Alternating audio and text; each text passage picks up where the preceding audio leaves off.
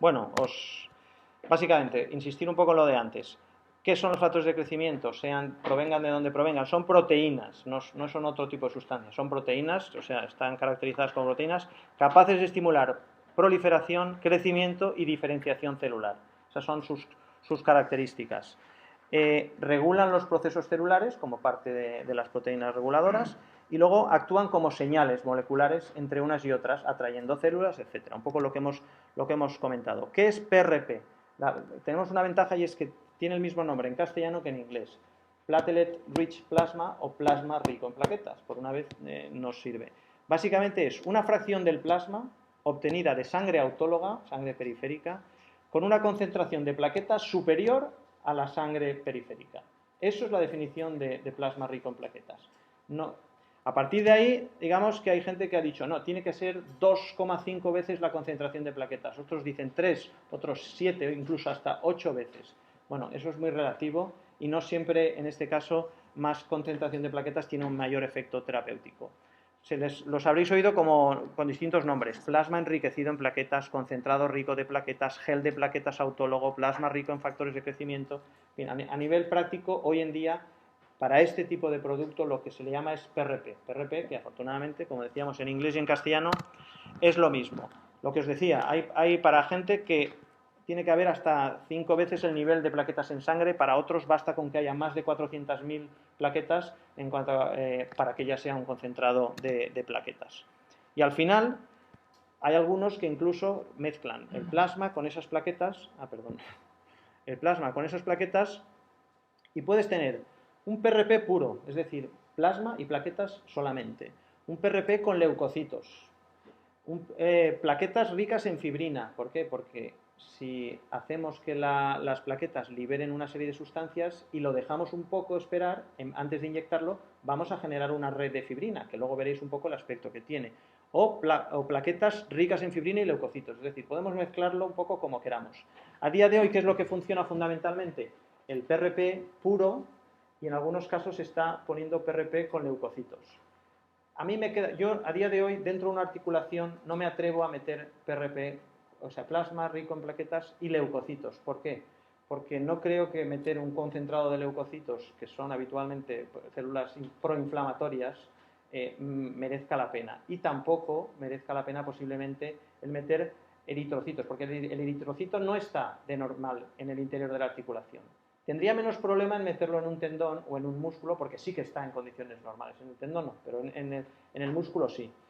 Entonces, ahí hay que tener en cuenta. Otros parámetros que hemos dicho, si se utiliza hematíes o no se utiliza hematíes. Por eso, según veáis vídeos o fotos, en algún sitio veréis que lo que se inyecta es una solución amarilla y en otros casos una solución roja, con lo cual ahí evidentemente no estamos inyectando lo mismo.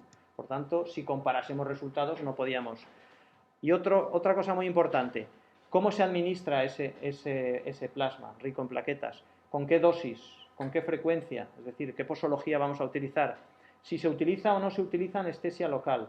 Está demostrado que si tú mezclas las plaquetas con anestesia local, el anestésico local es un medio ácido que destruye las plaquetas, con lo cual, en principio, no es buena la idea de infiltrar un tendón con anestésico y en el mismo sitio ponerle el plasma, porque o cualquier otra sustancia que lleve células o incluso proteínas, porque las vas a desnaturalizar. Entonces, es más cómodo para el paciente, es cierto, pero el efecto terapéutico va a ser posiblemente nulo o bien distinto. Y luego tampoco es lo mismo si tiene una medicación antiinflamatoria concomitante. ¿Por qué? Porque el efecto antiinflamatorio también va a influir. Parece ser que no importa mucho si el paciente está tomando Adiro o está tomando Sintron o está tomando alguna otra cosa para el tema de las plaquetas. Lo que sí que altera la cinética de liberación claramente son los anestésicos locales. Sí, con todo esto que hemos dicho, como podéis ver, la variabilidad es bastante grande, casi infinita. Es decir, podemos tener distintos productos y de ahí se deriva que podemos tener distintas concentraciones de plaquetas, distinto volumen aplicado, la extensión y el tipo de lesión va a ser distinto, condición clínica del paciente distinta, la dosis, la indicación, la frecuencia, porque una vez o no 2 veces o 3 veces o 5 veces, o hay gente que le mete 8 veces. Bueno, ¿por qué? Eso no tiene. Y luego es muy distinto el ambiente de un hueso de un músculo o de un tendón y un cartílago. ¿Por qué? Porque el hueso y el músculo tienen mucha más vascularización que el tendón y el cartílago, y eso también influye en el resultado. ¿Qué podemos esperar? Pues que con posición diferente y concentraciones diferentes los efectos sean diferentes y los resultados sean diferentes. Por tanto, las publicaciones son muy dispares, porque no se están comparando peras con peras, están comparando cosas completamente distintas. Estos son algunos sistemas disponibles en el mercado, unos tienen leucocitos, otros no tienen leucocitos, unos se activan con una sustancia, otros no se activan con el colágeno del tejido. Es decir, no podemos esperar un mismo resultado para temas distintos. Este sería un esquema, me da igual el sistema que sea, pero básicamente lo que hacemos es extracción, centrifugación, separación de los componentes, activación de esos componentes y aplicación. ¿Qué significa activación?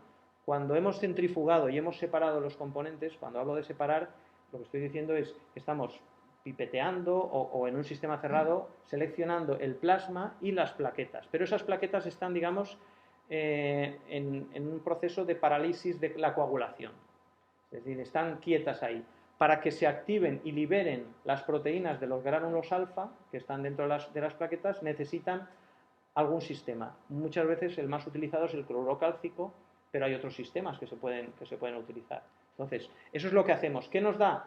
Nos da una ventaja de tiempo. Es decir, yo puedo sacar el plasma y en teoría puedo mantenerlo hasta 8 horas para utilizarlo. Hombre, lo más sencillo y lo más, digamos, limpio y a mí me parece más correcto es hacerlo con prontitud. Yo no, incluso cuando lo hacíamos en quirófano, no esperábamos más allá de 4 horas, porque yo 8 horas no me fío del todo, pero bueno.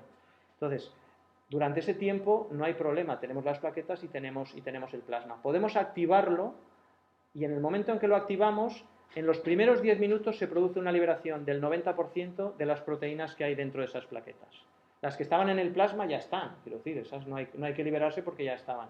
Pero en los primeros 10 minutos liberamos esa. Y en esos 10 minutos es cuando tenemos que usar, si lo vamos a usar como inyectable, como líquido, básicamente si lo vamos a meter en el interior de un músculo, de un tendón, etc.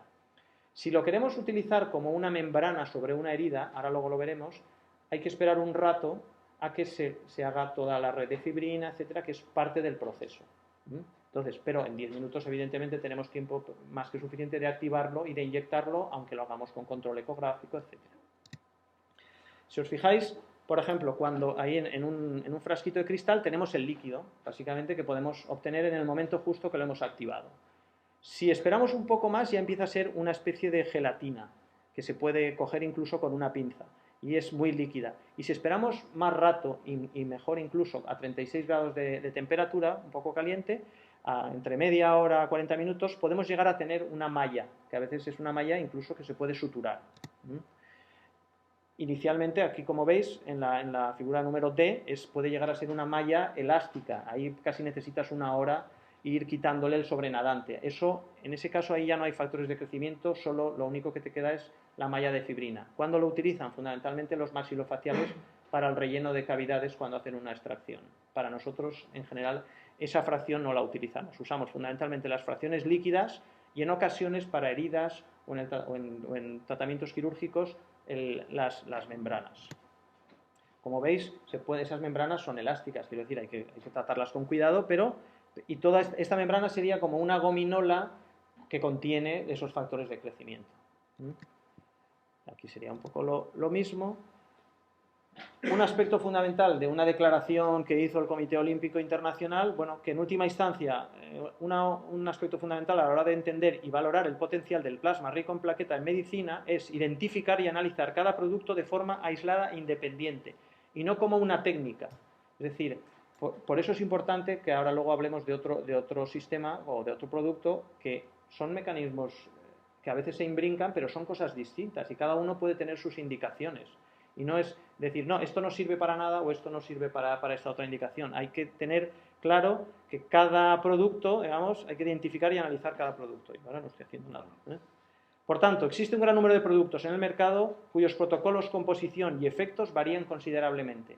Yo creo que no tiene mucho sentido que nosotros como profesionales usemos 5 productos distintos, porque nunca llegaremos a tener experiencia con ninguno. Lo lógico es pues tener, digamos, cubiertas las indicaciones con 2, 3 productos o 3 formas de preparación, vamos, más que suficientes.